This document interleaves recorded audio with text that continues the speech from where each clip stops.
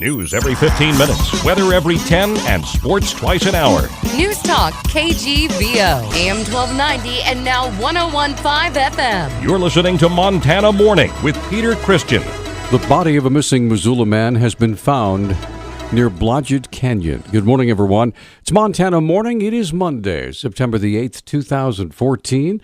Right this very minute outside my patented exclusive weather window, we have 45 degrees in Missoula and under a mostly clear sky. And our newscast this morning, sponsored by Temp-Right Service. Got any plumbing or soon-to-be heating needs? Still need some air conditioning, too? Call Team Blue, 728-1111.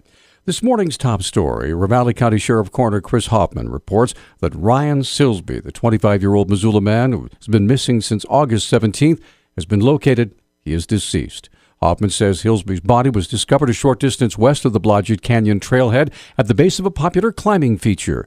Climbers unrelated to the active search notified Ravalli County 911 of a possible location.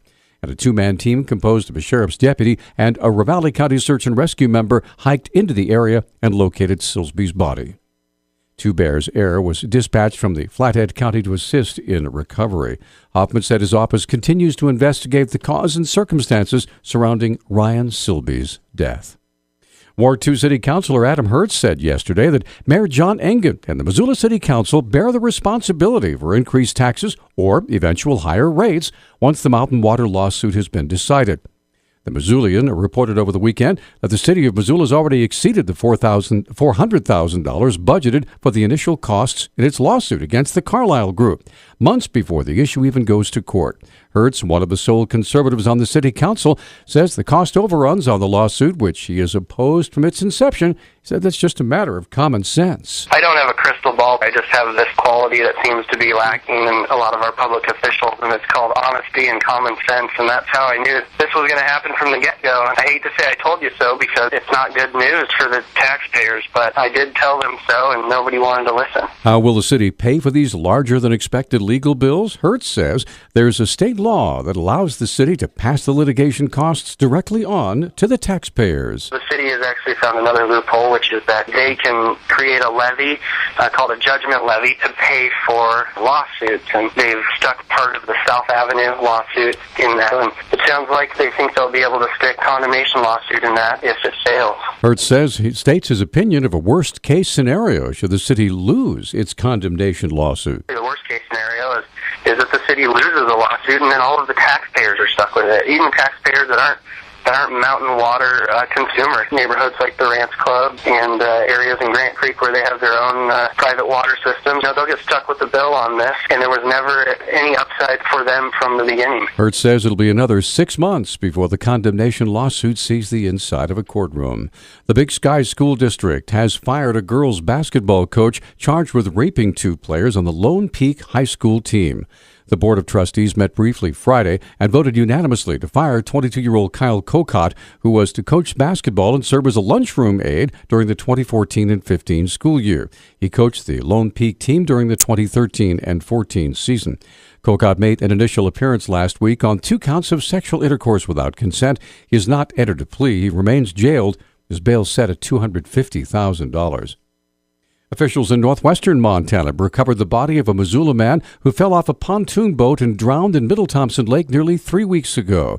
The Lincoln County Sheriff's Office told KTMF Television the body of 62-year-old Anthony Joseph Bachman was recovered from Middle Thompson Lake Thursday morning and taken to the coroner's office.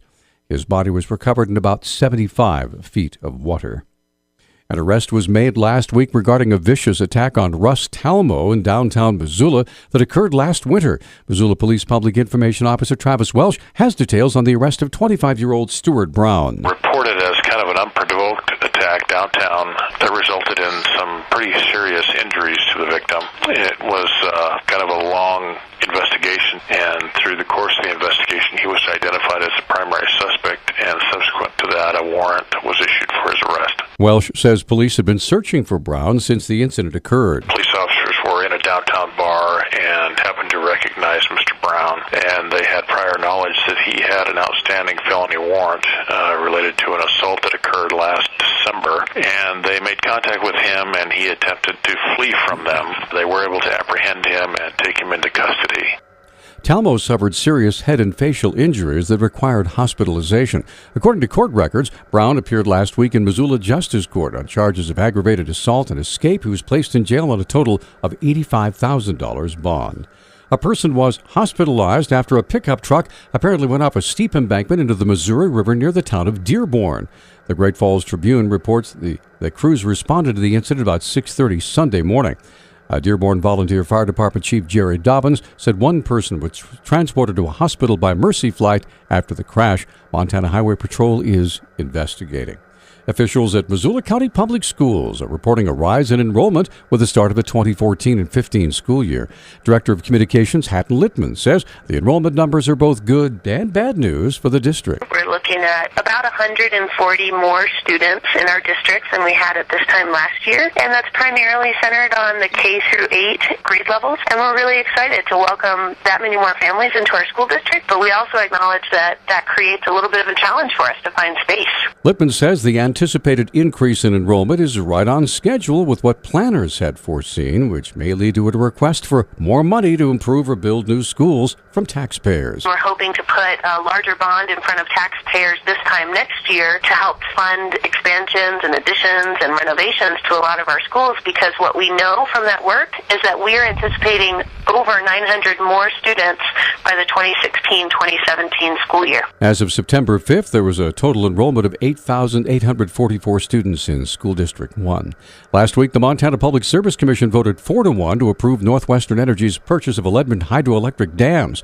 Commissioner Travis Kavula was the lone vote against the plan. He says the purchase will make Montana energy consumers carry the risk. So if the plant operates well or badly compared to the market, that's all on the shoulders of the consumers.